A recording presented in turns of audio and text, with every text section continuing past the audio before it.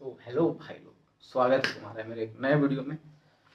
और ये वीडियो मतलब आप लोगों के डिमांड पे होने वाला है, क्योंकि बहुत लोगों ने डिमांड किया था कि भाई ये बताओ, अच्छे से बताओ थोड़ा कि आप पढ़ाई कैसे किए, क्या किए और मेन मेन टिप्स वगैरह क्या था।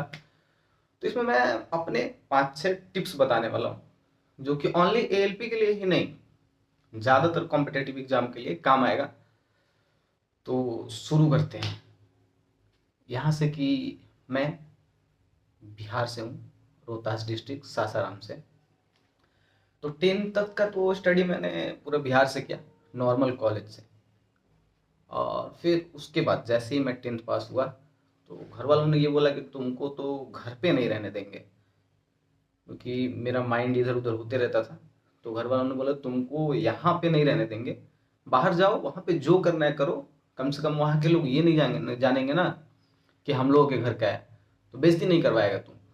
तो इसके लिए उन्होंने मुझे डिप्लोमा करने भेज दिया।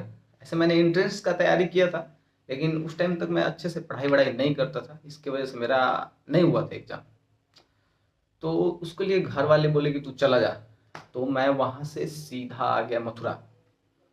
उस टाइम मैं ऐसा हुआ करता था, ओनली 14 साल का था मैं, 14 साल का मतलब 10 4 14 साल का ओनली।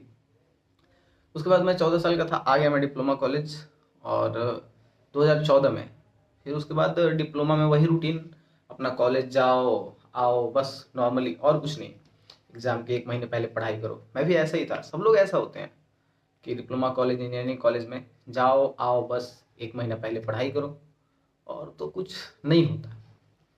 तो फिर घर वालों ने मुझसे थर्ड ईयर के लास्ट जो सेमेस्टर था, मतलब उसमें पूछा था कि प्लान क्या है आगे का।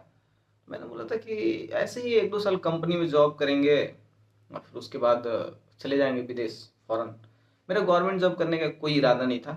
कोई मतलब ऐसा मूड होता है बहुत कि गवर्नमेंट जॉब करना, ये करना नहीं। मुझे मेरा उस टाइम पे ऐसा था कि मतलब मेरा ऐसा है कि पैसे चाहिए, पैसे। और मुझे लगता था विदेश में बहुत सारा पैसा है, तो इसके लिए मेरा प्लान यही था। लेकिन मेरे लिए भगवान ने कुछ और प्लान किया था, तो मैं इधर आ गया हूँ। तो तो फिर पता नहीं, मेरे मामा है, उनका बात सुनना पड़ता है। वही मतलब मेरे लिए सब चीज़ वही किए, पढ़ाए बढ़ाए सब चीज़ वही किए। मैं मेनली अपने मामा के घर से रह के पढ़ाई किया हूँ। तो वो बोले कि पता नहीं उनके किस दोस्त ने बोला, क्या बोला कि नहीं, इसको गवर्नमेंट जॉब का तैयारी कराओ। तो मेरे घर से ऑप्शन मिला कि पढ़ना छोड़ के तुमको जहाँ जाना है वहाँ जाओ, गवर्नमेंट जॉब के लिए प्रिपरेशन करो। तो मैंने पता लगाया खुद से, तो मुझे बेटर लगा इलाहाबाद। तो मैं इलाहाबाद आ गया, कैरियर कोचिंग सेंटर, वहाँ पे मैं जेई के लिए तैयारी करता था। तो भाई साहब, मेरा कहने का एक ही मोटिव है कि आप कोचिंग करते हो या कुछ भी करते हो, उससे कोई मतलब नहीं है। आपका जो एक अलग सिलेबस होता है ना, वो आपका रूम पे चलना चाहिए। कोचिंग का सिलेबस अलग। मैं सुबह 6 बजे उठ के कोचिंग जाता था, उधर से आता था 2 बजे, और कुछ कोचिंग वगैरह का जो टॉपिक पढ़ाई हुआ रहता था वो करके मेरा अपना अलग सिलेबस चलता था। इसके लिए जनरल की प्रिपरेशन के लिए मैं अलग ही सिलेबस चलाता था। तो मैं ऐसे एएलपी के लिए नहीं करता था तैयारी। कैरियर कोचिंग सेंटर में मैं जेई का तैयारी करता था, वहाँ पे बीटेक लेवल का टेक्निकल चीज़ पढ़ाया जाता था, तो वो करता था मैं वहाँ पे। तो फिर उसके बाद 18 में ये वाली वैकेंसी आई, एएलपी वाली। तो इसके लिए मैं 2-3 बुक खरीदा, और कुछ ऐसे हुआ कि मेरे कोचिंग वालों ने मैथ और रीजनिंग का स्पेशल एएलपी के लिए क्लास करा दिया। दोनों 7-7 दिन का क्लास था। तो आप लोग समझ सकते हैं कि 7 दिन के क्लास में कितना सिलेबस कवर हो सकता है या कुछ भी। तो मेरा मेन चीज़ था कि तरीका ऐसा था कि हो गया। मैंने इससे पहले 3 एग्ज़ाम दिया था। एक डीएमआरसी का दिया था, और एक न्यूक्लियर पावर प्लांट का दिया था, और एक ग्रुप डी का दिया था। तो मेरा ग्रुप डी करने का इरादा नहीं था, इसलिए मैंने अच्छे से एग्ज़ाम भी नहीं दिया, और एग्ज़ाम थोड़ा हुआ नहीं मेरे से। और उससे पहले जो 2 एग्ज़ाम दिया था, एनपीसीआईएल का, गुजरात का था, न्यूक्लियर पावर प्लांट का, उसमें मेरिट से, फाइनल मेरिट से मेरा 6 नंबर कम था। और डीएमआरसी बस ये पता चला कि आपका नहीं हुआ है। तो मतलब एएलपी मेरा चौथा एग्ज़ाम था लाइफ का। तो एएलपी हुआ जैसे ही, तो कोचिंग वालों ने हर चीज़ करा दिया था। 7 दिन का क्लास कराया था, रीजनिंग का और 7 दिन का मैथ का। मेन चीज़ ये है कि आप सेल्फ स्टडी कितना करते हो। मैं कोचिंग से आने के बाद, कोचिंग मुझे 6 बजे जाना होता था, फिर भी मैं रात रात को बहुत देर तक पढ़ता था, 4 बजे तक पढ़ाई करते थे, 2 घंटे सोते थे, ज़्यादातर दिन में सोना होता था। और हाँ, संडे के दिन दबा के सो, एक दिन हफ्ते में ऐसा रखो, उस दिन पढ़ाई से मतलब छुट्टी रहे, मस्त घूमो फिरो मौज करो। तो मेरा संडे ऐसा रहता था कि कोचिंग अगर लगा, एक्स्ट्रा क्लास हुआ तो ठीक है, नहीं तो उस दिन मैं फिर रूम पे आके पढ़ाई वढ़ाई नहीं करता था। जनरली ज़्यादातर सो, घूमो फिरो मौज करो बस, और कुछ नहीं। तो ये करता था मैं। और तो उसके बाद मेरा मेन इलाहाबाद में मैं क्या करता था कि प्रैक्टिस सेट बहुत ज़्यादा लगाता था। मैं हर बार बोलता हूँ कि प्रैक्टिस सेट लगाना बहुत ज़रूरी है। तो मैं प्रैक्टिस सेट बहुत ज़्यादा लगाता था और टॉपिक वाइज पढ़ता था। उसके बाद वन लाइनर, और उसके बाद मैं एमसीक्यू लगाया करता था। ये है एक लूसेंट का बुक जिसमें एमसीक्यू, ओनली एमसीक्यू रहता है। तो इसका पोर्शन पढ़ाई करता था मैं ज़्यादातर, और मैथ और रीजनिंग का प्रैक्टिस वगैरह। फिर उसके बाद मैं, मेरा सीबीटी 1 क्लियर हो गया। उसमें 36 रॉ मार्क्स था और 45-44 के आसपास नॉर्मलाइजेशन करके मेरा आया था। तो उसके बाद इलाहाबाद में ऐसे गैदरिंग बहुत ज़्यादा हो गया था, इसके वजह से मैं पटना आ गया। और पटना आने के बाद मैं सीबीटी 2 का तैयारी सेल्फ करना चालू किया। ऐसा नहीं है, सेल्फ, ओनली सेल्फ। तो दिन भर में 3-4 प्रैक्टिस सेट लगाता था मैं। और उसके बाद साइंस का बुक, मैथ अलग से भी पढ़ता था किरण पब्लिकेशन से। और एक चीज़ मैं करता था हमेशा कि मैं मैथ का जाता था एक जगह, माथुर सर थे पटना में, उनके पास। वहाँ पे जाके मैं प्रैक्टिस किया करता था, ओनली प्रैक्टिस। वो प्रैक्टिस ही करवाते थे, 50-60 लड़कों का क्लासरूम होता था। वो डेली पेपर यूज लाते थे और देते थे हम लोग को, हम लोग सॉल्व करते थे अपना, वो बोर्ड पे सॉल्व करवाते थे। और बस यही होता था पटना में। तो मैं इतना ही करता था और कुछ नहीं करता था, सेल्फ स्टडी। तो फिर मैंने एग्ज़ाम दिया, दोनों एग्ज़ाम मेरा सिकंदराबाद में हुआ था। तो एग्ज़ाम हो गया मेरा क्लियर।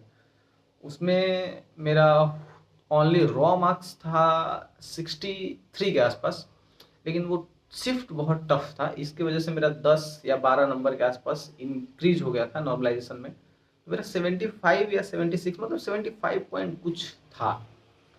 और मेरा एएलपी का जॉब होने में सबसे बड़ा हाथ है साइको का।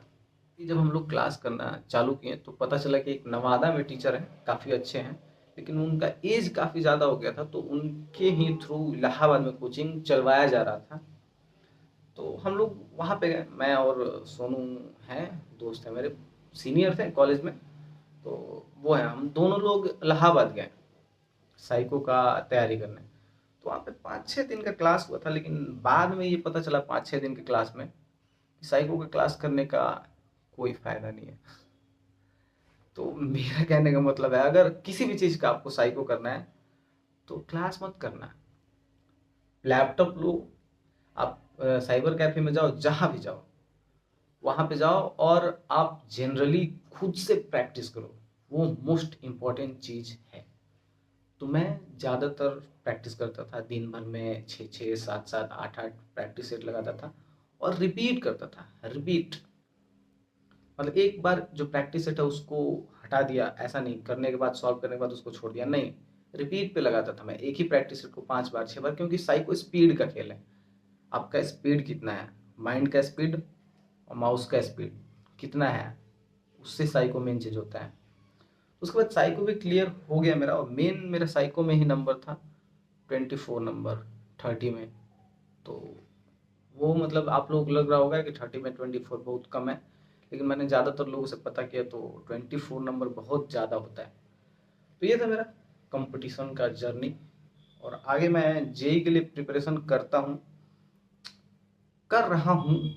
तो ऐसा अगर वीडियो मैंने जनरली इस चीज़ के लिए बनाया है कि मैं जो सोचता था कि मैं प्राइवेट में जॉब करूँगा और मेरा गवर्नमेंट हो गया, तो जो लोग अभी मेरे सब्सक्राइबर हैं, बहुत लोग हैं जो लोग सोच रहे हैं कि गवर्नमेंट ही करना है, तो भाई सब चीज़ छोड़ दो कुछ दिन के लिए, फ़ोन वगैरह, मतलब नॉर्मली ऐसा ऐसा वीडियो देखो जो आपके काम का हो, स्टडी के लिए हो। और आजकल यूट्यूब का ज़माना है, मैं भी यूट्यूब पे वीडियोज़ देखता था। क्रेजी जीके ट्रिक्स एक चैनल है, उसको देखता था। और यूट्यूब बहुत इम्पोर्टेंट चीज़ है, यूट्यूब पे बहुत कुछ है, यूट्यूब देखो। और जो लोग एएलपी के लिए इंटरेस्टेड हैं या कंपटीशन की तैयारी करते हैं, वो लोग भी देख सकते हैं कि मैं मतलब नथिंग, मैं कुछ नहीं था। उसके बाद अभी ALP हूँ, रेलवे में ड्राइवर हूँ, ये बहुत अच्छा चीज़ है। तो I am nothing to ALP, ये मेरा जर्नी था। बहुत लोगों ने बोला कि अपना जर्नी बताओ, मैंने बता दिया। तो ठीक है, वीडियो अच्छा लगा हो तो चैनल को सब्सक्राइब कर दो, वीडियो लाइक कर दो और शेयर वगैरह कर दो। जो लोग इंटरेस्टेड हैं, ज़्यादातर ALP में इंटरेस्टेड हैं, तो मेरा चैनल बताओ उनको कि ये ब्लॉग्स वगैरह जानकारी हर चीज़ मिलता है। क्योंकि जितना सपोर्ट मिलेगा, वैसे तो बहुत ज़्यादा सपोर्ट मिला, उसके लिए थैंक यू। और जितना ज़्यादा सपोर्ट मिलेगा उतना अच्छा से वीडियो आएगा।